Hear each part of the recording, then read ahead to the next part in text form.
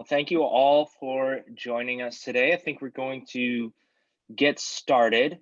Um, it looks like Planned Parenthood won't be joining us today. If they do, then we can get them in on the back end. But if not, we'll proceed with Fred Hutch and Brain Injury Alliance of Washington. I'm very happy to be moderating this Lunch and Learn, focusing on healthcare and medical research. And I think it's a very important, especially in the middle of a global pandemic, to be highlighting these causes, especially here in our area, which I think a lot of people take for granted and might not know that Seattle and Western Washington has one of the best healthcare systems in the entire country and world, for that matter. And so I think it's very great that we are highlighting couple of great organizations, Fred Hutch and then Brain Injury Alliance of Washington as well. And so to start, we have Jackie Monstream from Fred Hutch. And just a little bit about Fred Hutch. The mission there is pretty simple, but pretty powerful. It's the elimination of cancer and related diseases as causes of human suffering and death. And so Jackie will be touching on their mission and everything that they have going on right now. And Fred Hutch is particularly meaningful to me because my dad has been faculty there since 2009. So I know a lot about Fred Hutch just from hearing about it in my own house, and love everything that they do and promote and everything that they are about. So with that, Jackie, I will leave the floor to you. Thank you, Brady. It's cool to hear that your dad is a faculty member with us. That's awesome. I'm going to go ahead and share my screen. Let's see.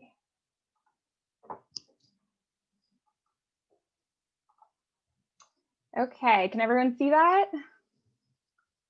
Awesome. Yes. Thank you. Okay, so like Brady mentioned, my name is Jackie Monstream. I am a program coordinator in the philanthropy department at Fred Hutch Cancer Research Center. I do a lot of customer service for our department, but I also assist with our grassroots fundraising program.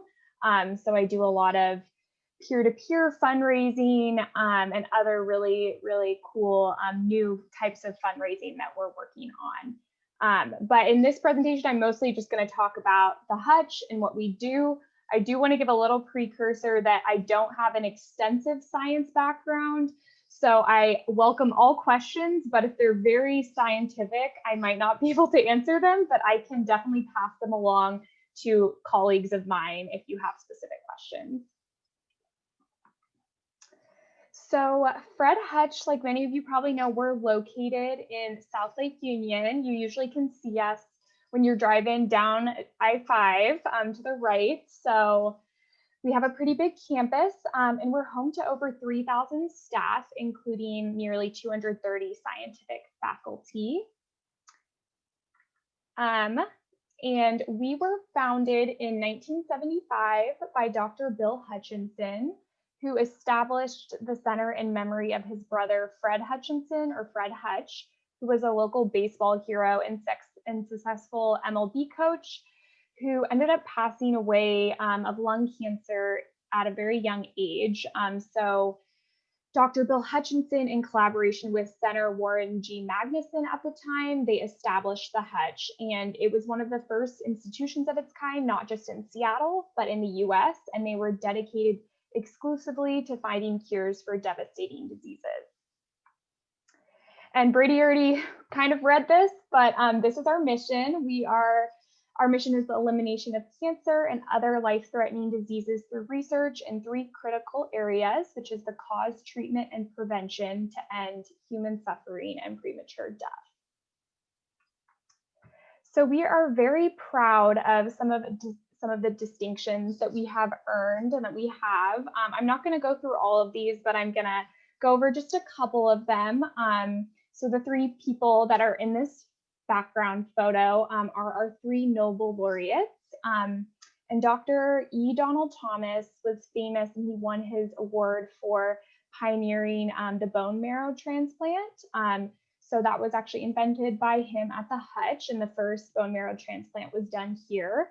And then we have Dr. Lee Hartwell, and he really looked at and made some great discoveries in cell division and looking at if a cell is dividing normally. And this really provides really important clues to cancer, because cancer arises from uncontrolled cell growth. So that is pretty cool. And then we have Dr. Linda Buck, who did groundbreaking work on odorant receptors and the olfactory system, so the sense of smell. And just a couple other distinctions. We've done over 40 years of research at the Hutch. We've been in over 70 countries where we have conducted research. We've done over 250 clinical trials, and we've helped conduct over 1 million bone marrow transplants worldwide. So there's been 30 startup companies, about 30, that have come out of Fred Hutch that have really focused on creating new biotool platforms and partnerships for health metrics. And then we've also been really successful with our spin-out companies. And specifically in the Puget Sound area, we have had over 400 staff that have recently been employed by these spin-out companies. There's a couple here on this slide that are notable: Juno Therapeutics, Adaptive Biotechnologies. So it's pretty cool to see what companies have just come out of Fred Hutch and as a whole, and like what amazing work that they are doing. And we to date have founded 2 integrated research centers to cross our 5 scientific divisions, which I'm going to briefly go over in just a minute, which have helped speed the development of new and better treatments. We have the IIRC and the PAM-IRC. So the first division I'm going to talk about is our basic science division. And this team really strives to understand the normal molecular functioning of cells, kind of at that basic level, and how disruption in these cells causes complex diseases like cancer and HIV infection and other infectious diseases. And so they really focus on models. So they use yeast, worms, fruit flies to do a lot of their experiments on. We have our clinical research division, which really goes hand in hand with our direct patient care partner, which is the Seattle Cancer Care Alliance. And their building is actually right next to mine. And so we work obviously very closely with them, and that's where our patients are actually treated, is SCCA. And this clinical research division really focuses on translating our research from the lab and our discoveries there into improving the quality of life for people who are suffering from cancer and other related diseases. We have our human biology division, which is really grounded in applied and translational research performed in model organisms and in vitro systems. And so this focuses on cell biology, genetics, virology, etc. And we have our public health sciences division. And this division is really cool. They look at large populations, and they see and look for links between cancer and what could possibly trigger or cause cancer, which could be diet, lifestyle, environmental factors, genetic factors.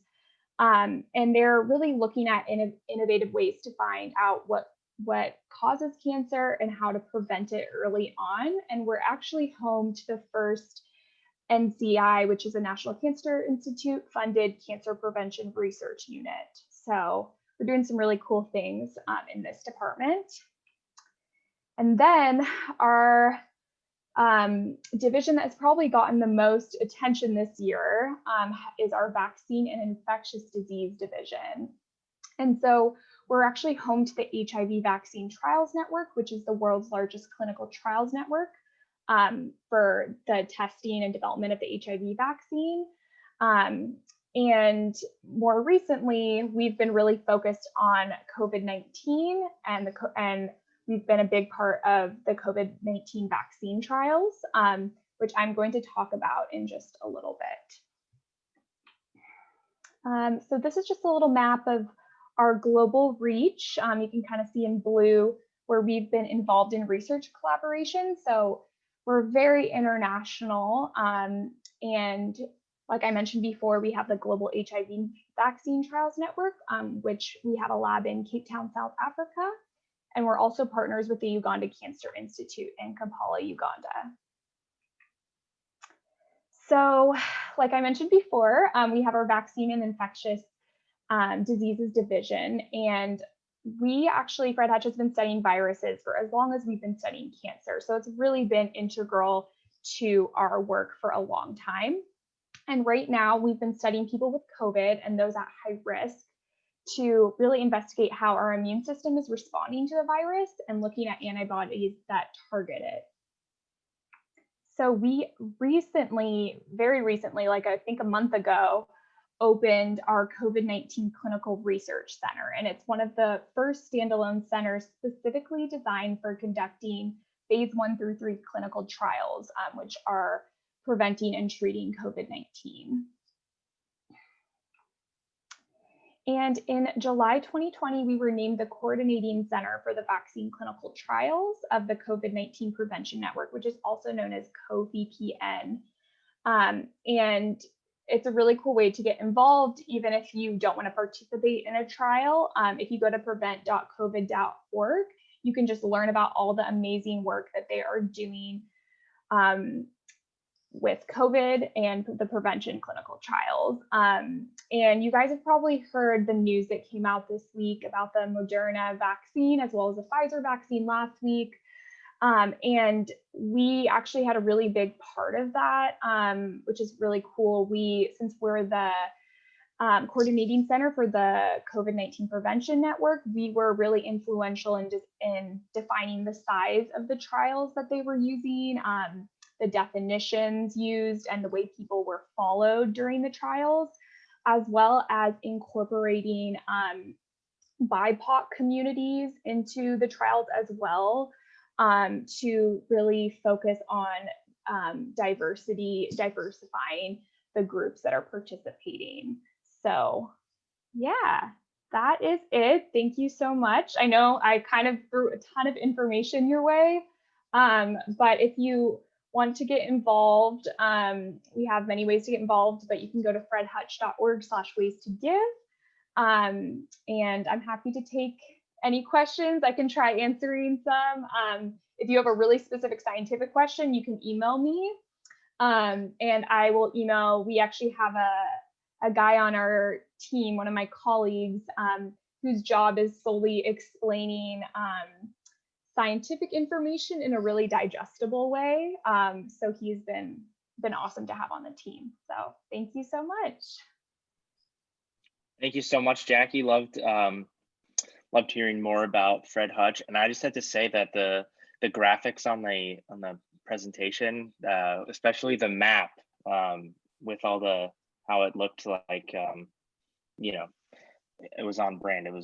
I thought the graphics were phenomenal. So thank you so much for sharing and talking more about your mission and touching on the COVID vaccine, which I wasn't aware that Fred Hutch played such a big part in those vaccines. So if I didn't know, I'm sure there were some others that I just saw learned that as well. Yeah, I just saw all these questions that came through. I think they didn't show up when I was sharing my screen, so I'm happy to answer some of them. Thanks for all your comments, you guys.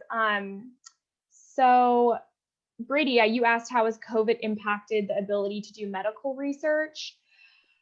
It has definitely, we had to really close down a lot in March. So a lot of our lab staff had to work from home. So we were paused a little bit, but we have been able to slowly bring people back into the office and the working environment. So really our medical research has still been, especially our cancer research, has really still been a huge priority for us. We have shifted a lot to of our vaccine and infectious disease research has really gone to COVID. So we've geared a little bit back from our HIV work. But yes, it has impacted us, but we're still moving forward. And I kind of answered Josh's question. And Ellen asked, she said, please talk about how the Hutch and UW work together research-wise.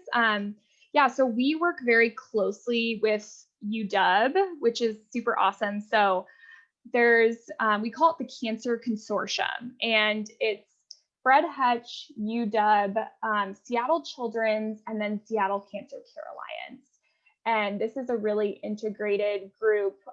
We're talking to each other a lot. There's a lot of doctors who work at Fred Hutch or work at SCCA and also work at UW. So there's a lot of crossover there, especially with our COVID research recently as well. And Elise, I will send that link. It's prevent.covid.org. And love to know about how Fred Hutch manages relationships.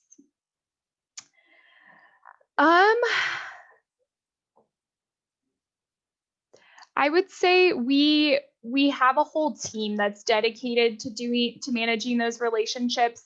I don't know a ton about that personally. I might need to ask about that and give you some more information. But I do know we're very involved with the Cancer Institute in Uganda. So we actually have like staff members who work there as well. And we have a lab in South Africa. So we do have actual members of Fred Hutch who are working over in those places.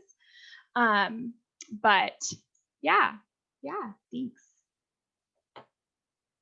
Well, thank you very much, Jackie. And if there's more questions, we will have time at the end. And so if anyone has more questions for either Jackie or our next speaker, Katie, please put them in the chat and we will welcome questions at the end as well.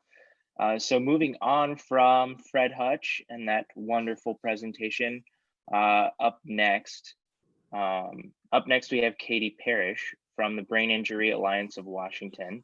And the Brain Injury Alliance of Washington, their vision is a world where brain injury is prevented and every person already affected by its impact benefits from resources to maximize their quality of life. And so I know that while a lot of us may not have had brain injuries ourselves, you know, a lot of people know of people who, whether it's a car accident or sports injuries, know people that have been affected by brain injuries at some point in their lifetime. I know that just myself, people that I went to high school with that played football, some of them still have, you know, lingering issues with from as a result of having concussion. So I know that brain injuries are something that affect a lot of people or people that you know. So I'm very excited to hear more about Brain Injury Alliance of Washington. And just as a personal connection to Brain Injury Alliance of Washington, I have been familiar with the organization for quite some time. My next door neighbor, Debbie Crawley, is the executive director of Brain Injury Alliance of Washington, and she recently moved away, so we're no longer neighbors, but I have been familiar with and have had a lot of respect for the Brain Injury Alliance of Washington for a long time. So with that, Katie, I will leave it to you, and I'm very much looking forward to learning more about everything that you guys are doing in our state and beyond. Well, thank you so much for inviting me today. I'm really honored to be here. I'm going to go ahead and share my screen. So I'm going to take you through a little tour of our website.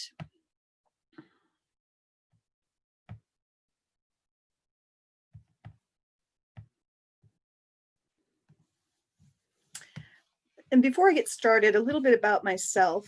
I am the Resource Center Supervisor for the Brain Injury Alliance of Washington. And I'm also the mother of, the daughter of, sister of, granddaughter of, and niece of survivors. And I'm very honored to be here today to share more information about this wonderful organization. And having a lot of personal experience, I'm very honored to be working with this organization as they, as you will see, offer very comprehensive opportunities for involvement and support and other community events and resources. So with that, I will just start with our history. So since 1982, the Alliance has grown substantially and made lots of progress in providing a robust set of services and resources for individuals living with brain injury across Washington state.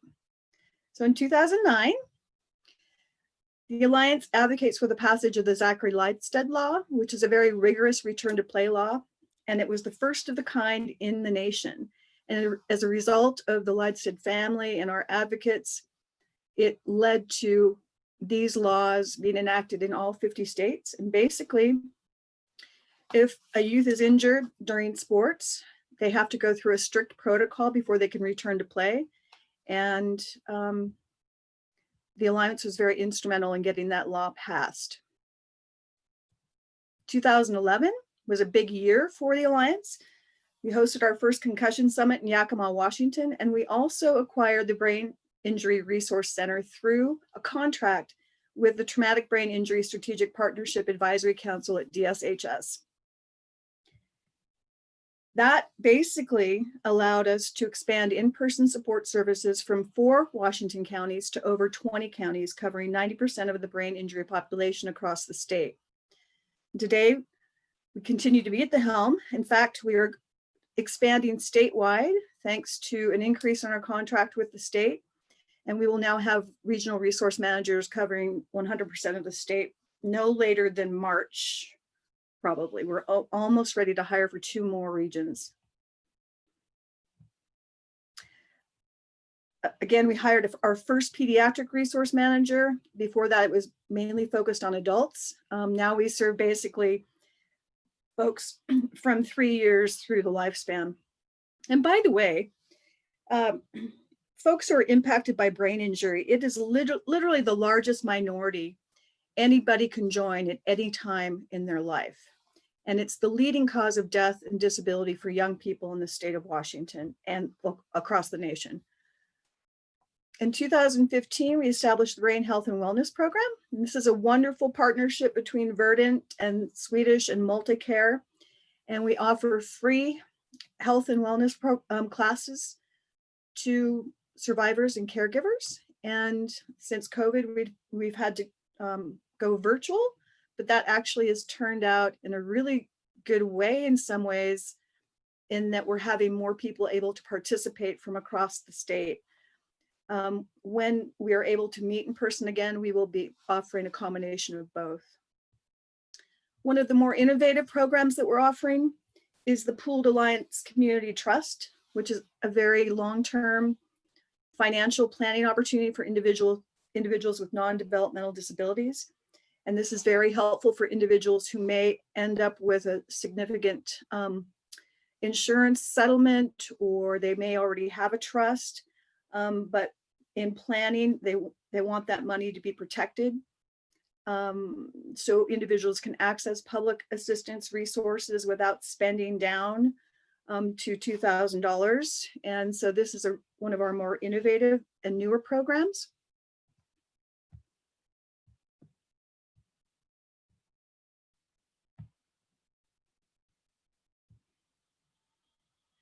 So thank you for bringing up our vision. Our mission is to increase public awareness, support, and hope for those affected by brain injury through education, assistance, and advocacy. And I want to share this beautiful story. It's 3 minutes long, a story about Chanel and how the Alliance was able to help her and her family.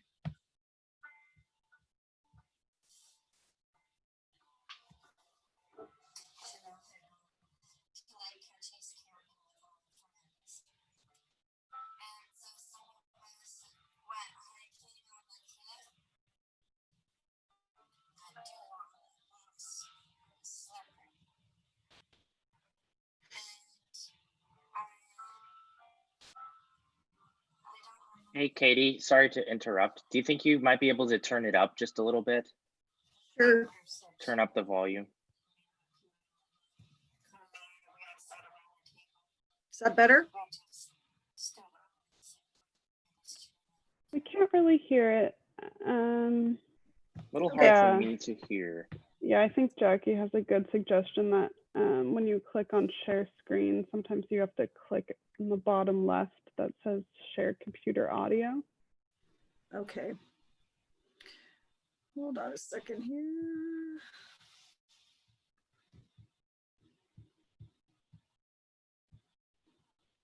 Well, maybe we'll just skip the video for now. I will encourage you though to go back and check out her video.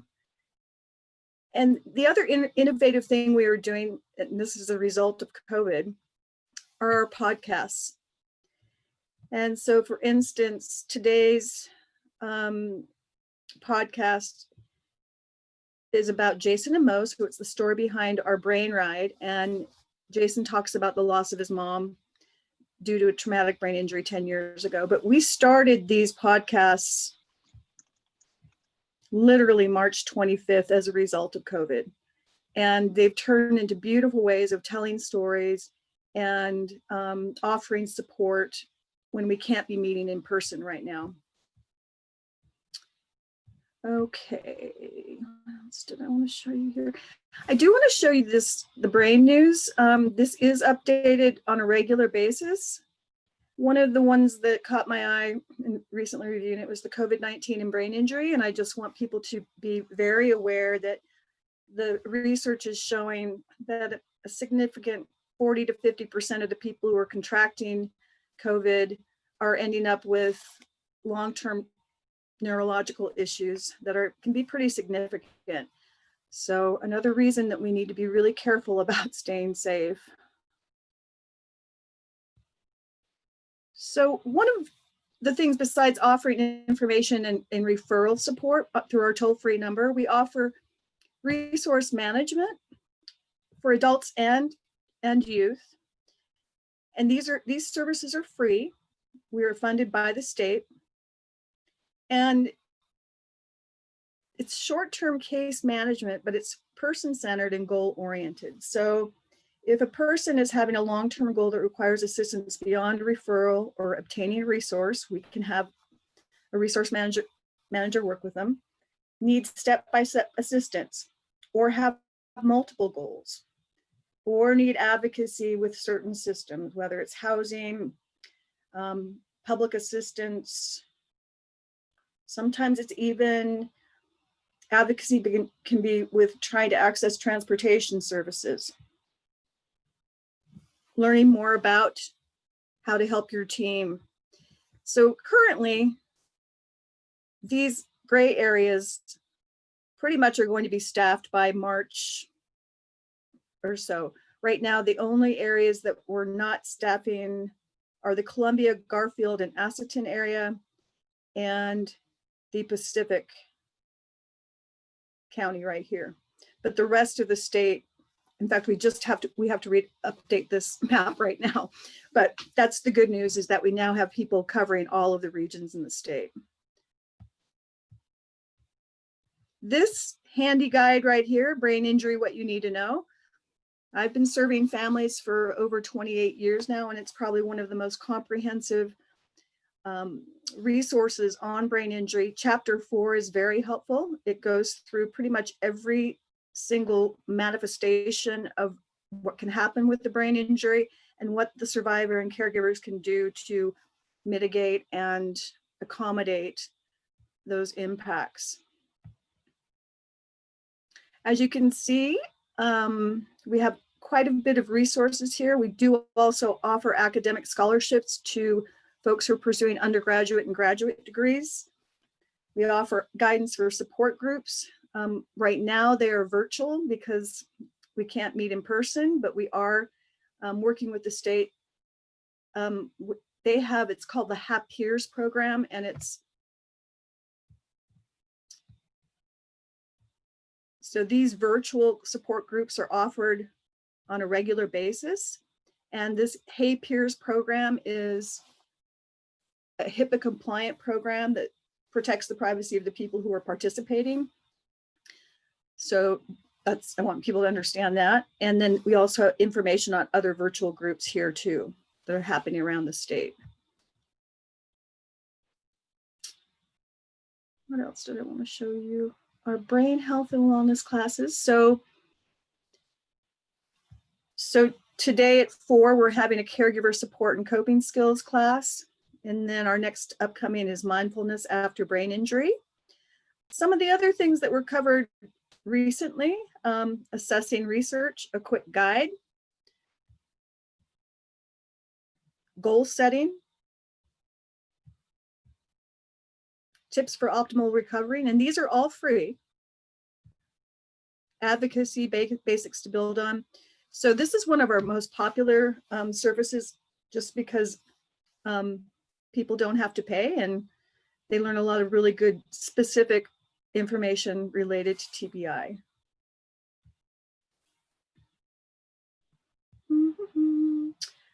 So our calendar is also handy. We still have the support groups up here, even though they're not meeting in person. But you can also see our brain health and wellness on the calendar, and you can register in the calendar mode too. This is one of the coolest things that we do, our art show.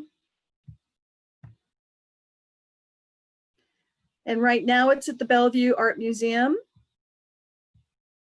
And let's see, you can take a virtual video tour of it right now.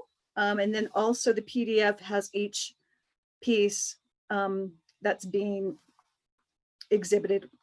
Unfortunately, with museums closing down, people can't see them in person, but you can see them online. So we've had to pivot quite a bit with this virus. Oh, this is the other thing I wanted to show you. So if you have a group of folks that may need more information on brain injury or how to support individuals, they can request a speaker. Of course, we're doing that virtually right now, but we provide these community presentations to all kinds of groups. Whoever's interested in learning about what brain injury is and how to support individuals, we can offer those trainings for free. Okay, anything else that I want to show you? I can't think of anything else. You can always contact us by calling this 800 number or the contact page. And with that, I will just open it up to questions. Well, thank you so much, Katie. And we do have some questions from the chat, so I will just read these for you. Thank you. So Ellen is asking, given your experience with brain injury, what is the most important thing you think the public needs to know about brain injured people, either children or adults, and the challenges they face? That's a very, very good question. I think one of the most important things the public needs to know is that this is a hidden epidemic. And unfortunately, the pandemic is making it worse. And that with not only a hidden epidemic, but oftentimes people who survive brain injuries, they don't have any physical identifiers that say, hey, I'm a person who survived brain injury.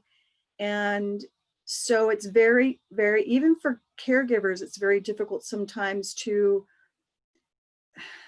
well, you're physically fine. Why can't you remember to brush your teeth? Or you did a great job working on that yesterday. Why are you so tired? So I think educating people about the common manifestations of brain injury and how unfortunately things, what a person ends up experiencing 6 months or a year or 2 years after a brain injury, that can change and be different. Some things can get better and some things can decline. So the other thing is, please have compassion.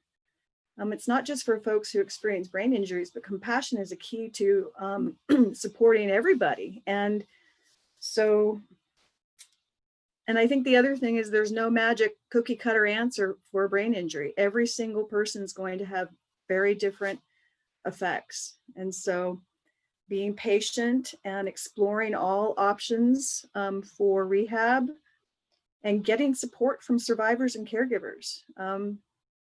That's really, really important.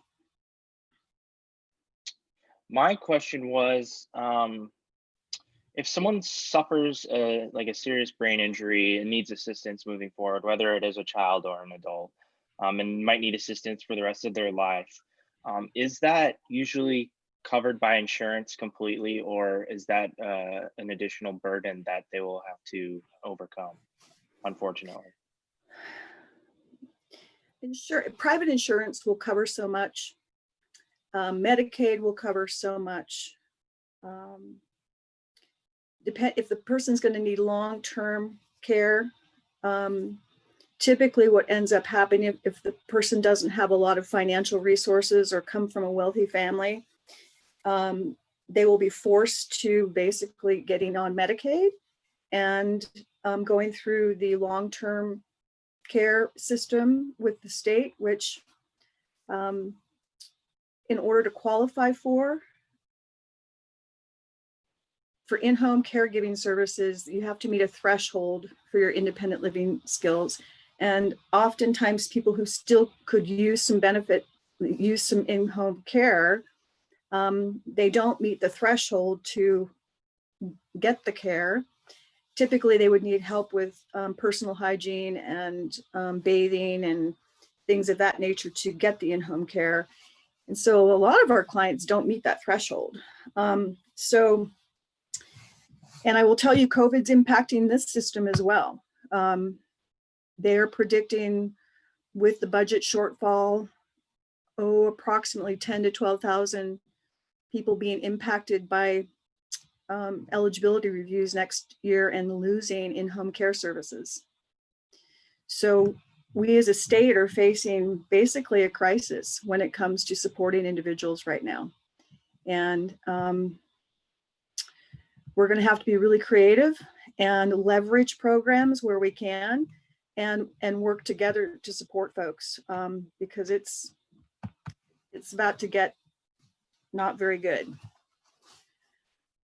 Well, thank you so much for that, Katie, and a great reminder that COVID affects everybody and some more than others. So I think that was a great timely reminder that moving forward, everyone's going to have to, band together to help out those in need. And I think that's a very, very timely reminder right now, not just for your organization, but for many other organizations that are going to be feeling the full brunt of COVID in the months and years to come. Yeah. A question from Josh is, do stroke survivors count as is that something that falls under the umbrella of brain injury? Yes, stroke is considered an acquired brain injury. And so we do offer support to folks who have acquired brain injuries or traumatic brain injuries. So. Wonderful. And then I had one more question, which was, obviously we just touched on kind of the financial burden and that, but outside of that, what would you say is the biggest burden for someone that is living and is a survivor of a traumatic brain injury? Well, based on the clients that we're serving, historically it's been housing.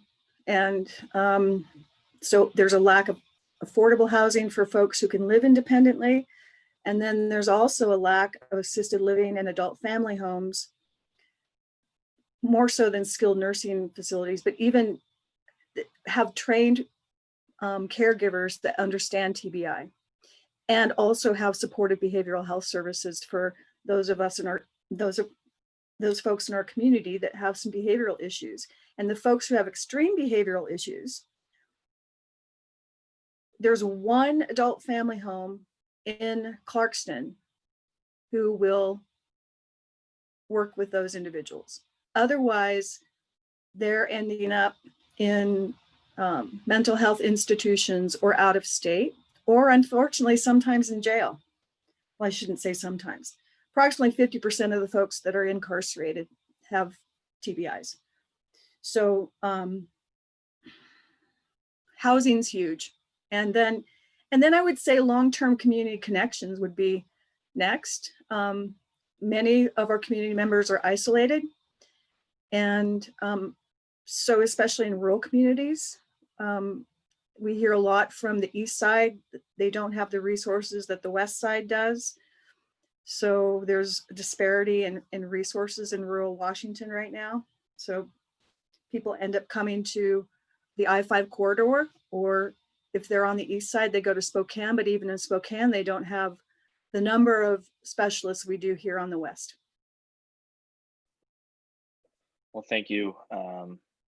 I did not know about the, the 50% will end up in prison. I mean, that's awful. And I didn't even, that was something that, housing, touching on that is, I think, also super important in addition to the financial burdens that a lot of these people face. Jackie was wondering, how has increased screen time affected those with brain injuries? I know myself and many others were staring at screens all day, every day. And I know that there's a lot of research going into that right now about not only what it does for your vision, but your eyes. And, when I'm older, I will have been staring at a screen for, 10 hours a day for 50 years. And so is that something that affects people with brain injuries more than maybe an average person?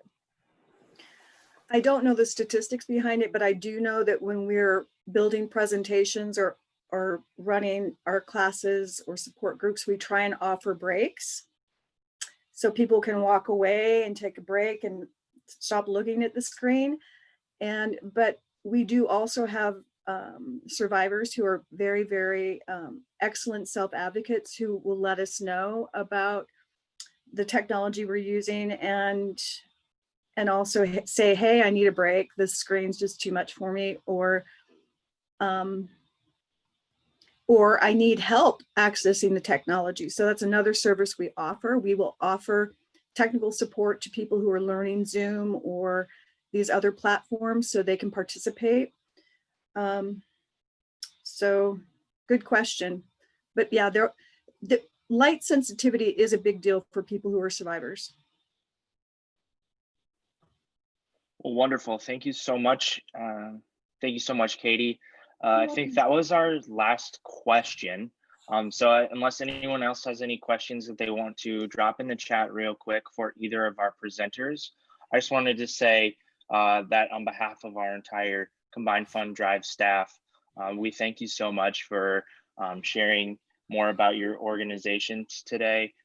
To both Jackie and Katie, very informative, very engaging content. And so we really appreciate that. This has been recorded and will be posted on our website. And I think that you've picked up a few fans that are definitely willing and excited to continue to share the message and missions of both of your organizations moving forward. And like I said, thank you so much for joining us today and sharing more.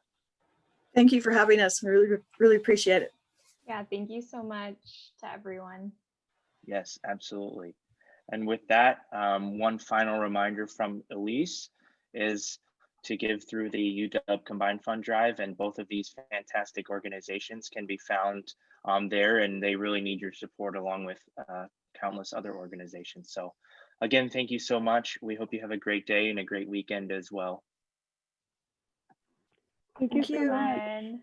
Bye, everyone. All right, bye.